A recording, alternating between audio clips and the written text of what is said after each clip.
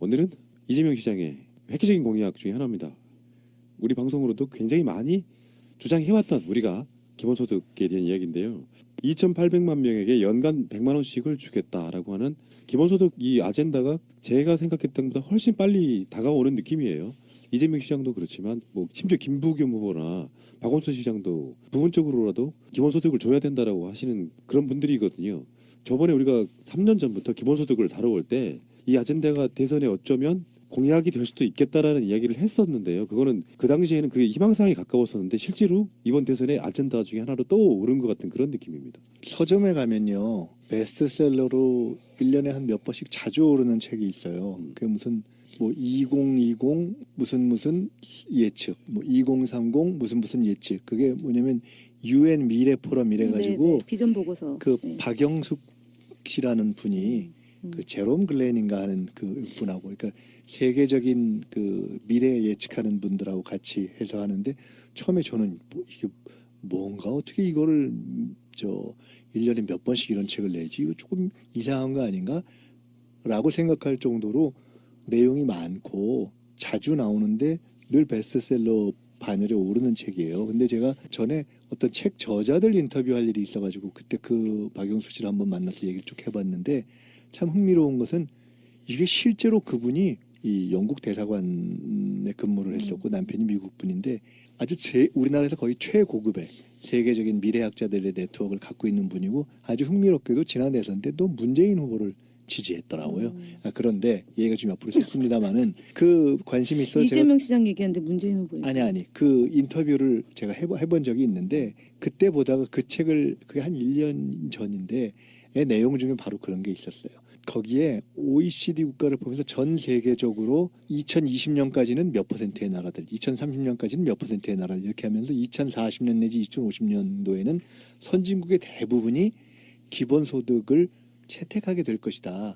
그래서 제가 그게 굉장히 그게 한 1년 이상 전의 얘기였기 때문에 지금까지보다는 훨씬 더 기본소득 얘기가 나오기 전이었어요. 근데 제가 굉장히 의아하게 생각하고 이게 어떻게 보면 그것은 상당히 전통적으로 보면 우파적 지식인들이 많이 모여 있는 데인데 이게 어떻게 이런 얘기를 하지 했었는데 그게 어떤 좌우 보수 진보를 떠나서 좀 뭘 좀 한다는 세계적인 이 미래학자라고 하는 분들이 상당 부분 그렇게 예측을 하고 있는 주제여서 저도 개인적으로는 이건 굉장히 급속히 이렇게 우리 사회의 어젠다로 수용될 가능성이 높겠구나라고 생각하고 있었던 주제인데 역시 이번에 이렇게 등장을 하는 것 같아요. 제가 밑밥을 한번 깔아볼게요. 기본소득에 대해서는 저도 팟캐스트 시작하면서 처음 들었던 얘기예요.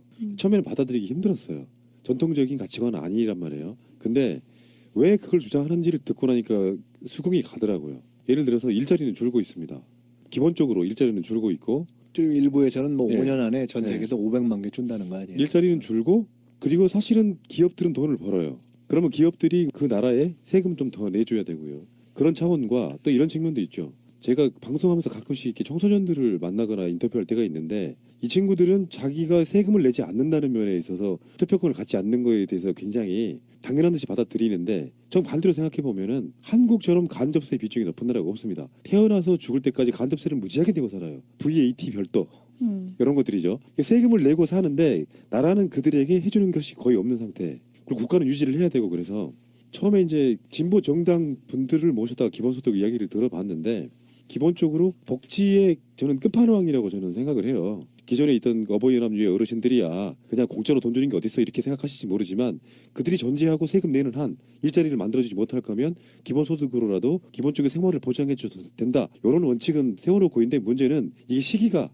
한국 경제 규모나 이런 게 맞느냐 안 맞느냐 이런 부분이거든요. 어쨌든 이재명 시장이 이렇게 툭 던져놓는 이 아젠다 물론 성남시에서도 청년배당 같은 걸 했고요. 서울시에서도 정부가 하지 말라는 것 청년배당을 했거든요.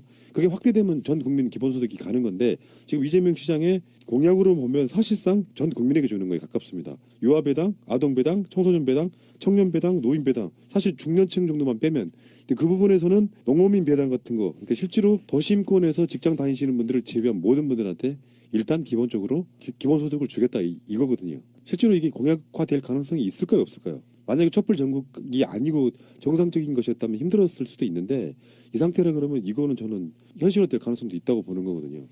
아니 그건 이미 이재명 시장은 자기의 대표적인 공약으로 제기를 한 거라고 보고요. 예. 가정한다면 이재명이 대통령이 된다고 가정한다면 전 이걸 할 거라고 봐요. 밀어붙일 가능성이 있다. 결론부터 먼저 말씀드리니까 기본소득 어젠다라는 것이 갖는 어떤 의미, 소위 4차 산업혁명 하에서 일자리가 줄어드는 거, 그다음에 이 복지 인식이 이제 노동이나 소득과 상관없이 권리로서 어떤 이 제공돼야 한다는 거. 근데 굳이 따지자면 말을 기본소득이라고 표현하지 않지만 기초연금부터 시작해서 많은 부분 국민들에게 그렇죠. 기본적으로 주어지고 있는 것들이 있잖아요. 이것을 어떻게 통폐합 할 것이냐라는 식으로 관점을 접근할 수도 있어요. 그래서 박원순 시장 같은 경우는 이거를 표현을 조금 달리해서 현재 있는 것들을 포함해서 이걸 전체를 기본소득으로 통합 내지는 볼 수 있는 시스템을 만들겠다 그냥 이렇게 얘기하는 것인데 어쨌든 결론부터 말씀드리면 이재명 시장의 경우는 소위 이명박식으로 얘기하면 내가 해봤다 이거잖아요. 성남에서 해봤다. 근데 그것을 이제 다른 분들과 달리 두 가지 점에서 하나는 내가 이 돈을 어떻게 만들겠다. 하나는 예산 줄여서 만들고 하나는 법인세 걷어서 만들게. 증세, 부자 증세에서 만들게. 이 얘기를 그냥 딱 지르고 있다는 것이 하나가 있고 또 하나는 이거 현금으로 그냥 주는 게 아니고 우리 해보니까 이거 상품권으로 줘서 자기 사는 동네에서 돌려서 쓸 수 있게 해줄게. 그럼 지역 경제에 좋은 거 아니냐. 아마 고 전자 재원 만드는 거는 누구라도 그렇게밖에 얘기할 수 없을 텐데 후자에 이것을 주는 방식에 관한 거는 나름대로는 이재명 브랜드라고 저는 볼 수 있지 않을까 이렇게 봐요. 돈의 크기는 그렇게 많지가 않습니다. 1년에 100만 원이니까 한 달에 10만 원도 안 되고요. 점차적으로 확대를 해야 되겠지만 실제로 이재명 시장 인터뷰를 해보면은 기본소득에 대해서는 이런 확고한 그게 있어요. 경제가 지금 더 이상 내수를 진작시킬 수 있는 게 없는데 이런 식으로 지급을 해주게 되면 내수는 확실히 살아날 거다라고 지금 예상을 하고 있는 거고요. 그러니까 전 세계적으로 ILO 등에서 제기했던 그래서 우리나라에서 진보 진영에서 많이 이제 수용하고 있는 소득주도 성장론 또는 포용 성장론 이런 것은 또는 내수 진작론 이런 건 이제 포괄적으로 인정하고 있는 바잖아요. 근데 네. 어떻게라고 하는 문제에 대해서 지금 답이 별로 없는 상황에서 나름대로 이재명은 자기의 방법을 제안한 것이죠. 8만 원이네요.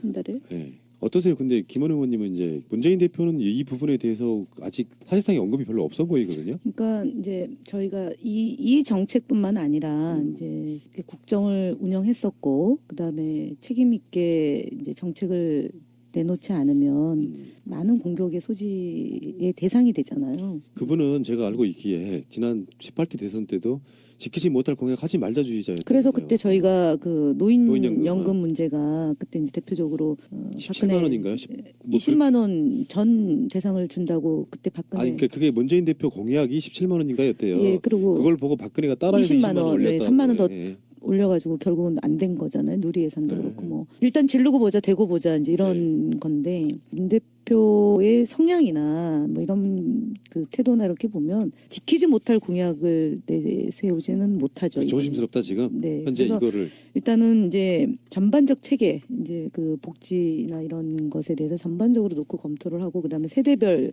정책 공약과 예산 소요 이것을 이제 맞춰가는 과정에서 얘기가 돼야 되는 게 이제 국민들에게 정직한 거 아니냐. 이제 공정, 정의, 평등 이거잖아요. 공정하고 정의롭고 평등해야 된다라는 건데 전 국민의 2,800만 명에게 한 달에 8만 원을 주는 것이 맞느냐 아니면 필요한 세대와 직업군 이것에 효과적으로 어떻게 이제 지원을 하느냐의 문제를 놓고 이제 검토를 하고 있는 걸로 알고 있어요. 네.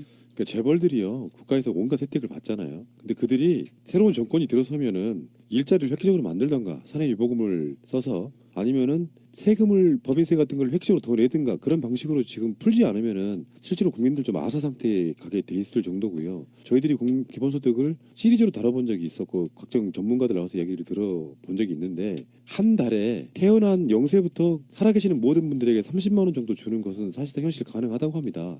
그러면 4인 가족이면은 120만 원이 일단 기본소득으로 들어오는 거예요. 어떤 주부 같은 분들은 다니던 직장을 다니기보다는 육아에 더 전념할 수 있고요. 뭐 그런 여러 가지 조건, 남편이 실직을 해도 당장 생계 걱정을 아주 심하게 하지 않아도 되는 굉장히 좋은 조건들이 되게 많이 있어가지고 보수층 또는 노인들에게 있어서 자기들은 20만 원씩 기초연금을 받으면서 다른 특히나 이제 출산 문제 같은 게 연결이 돼 있거든요. 출산 같은 거 하려고 해도 돈 없어서 케어를 못해서 못 낳는 경우인데 지금 우리나라 출산율이 심각하지 않습니까? 그러니까 최소한 육아하면서 초등학교 들어가기 전까지 유아 수당이라도 좀 지급을 해서 한 달에 30만 원씩 분유값이라도 좀 나온다고 하면 저는 출산율이 저조한 게 이제 여러 이유도 있지만 사실은 그 경력 단절이죠. 여성의 입장으로 놓고 보면 평등한데 남녀가 평등하고요.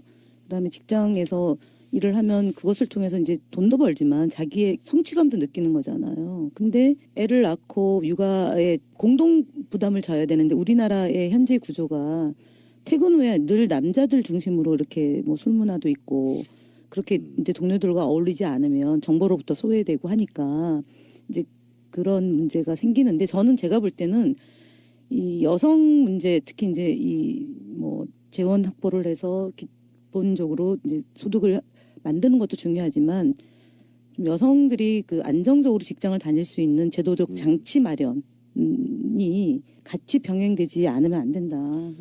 여성 정치인의 지금 특화된 말씀이신 것 같고요. 하나만 네. 저는 끝날 때 보태서 말씀드리면 엄격한 의미에서의 기본소득 제한의 취지 개인에게 세대가 아닌 개인에게 그가 얼마나 일하는지 얼마나 돈이 있는지와 상관없이 권리로서 준다 하는 어떤 완전한 기본소득은 이미 이재명 시장도 그런 방식으로 접근하고 있진 않아요.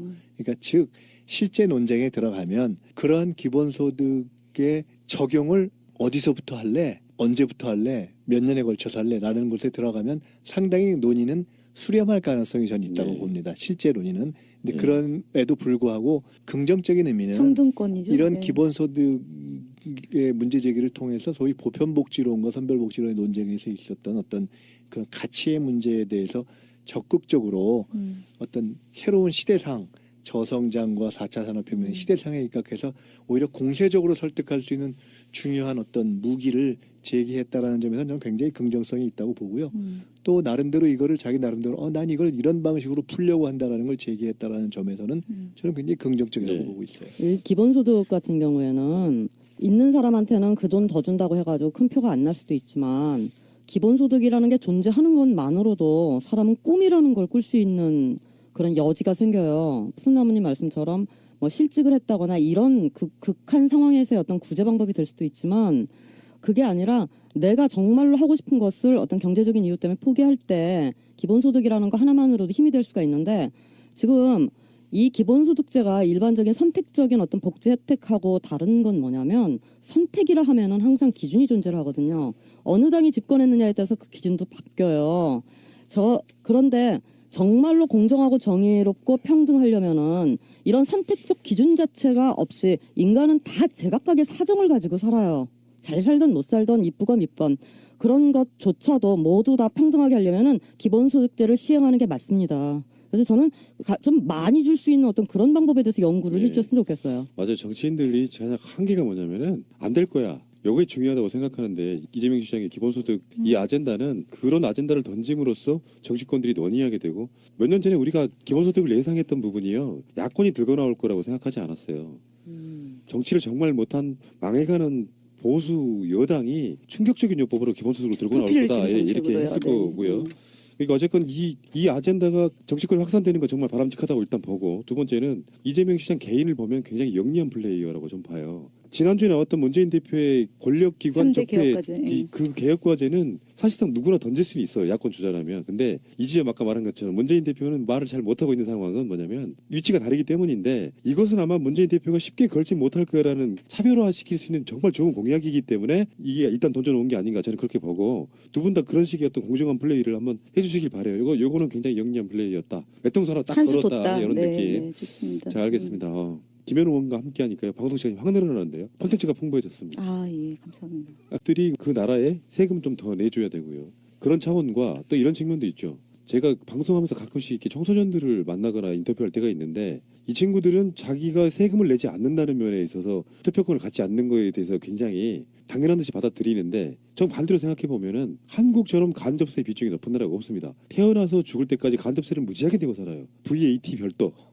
이런 것들이죠. 세금을 내고 사는데 나라는 그들에게 해주는 것이 거의 없는 상태. 그리고 국가는 유지를 해야 되고 그래서 처음에 이제 진보 정당 분들을 모셔다가 기본소득 이야기를 들어봤는데 기본적으로 복지의 저는 끝판왕이라고 저는 생각을 해요. 기존에 있던 어버이연합유의 어르신들이야 그냥 공짜로 돈 주는 게 어딨어 이렇게 생각하실지 모르지만 그들이 존재하고 세금 내는 한 일자리를 만들어주지 못할 거면 기본소득으로라도 기본적인 생활을 보장해 줘도 된다. 이런 원칙은 세워놓고 있는데 문제는 이게 시기가 한국 경제 규모나 이런 게 맞느냐 안 맞느냐 이런 부분이거든요. 어쨌든 이재명 시장이 이렇게 툭 던져놓는 이 아젠다 물론 성남시에서도 청년배당 같은 걸 했고요.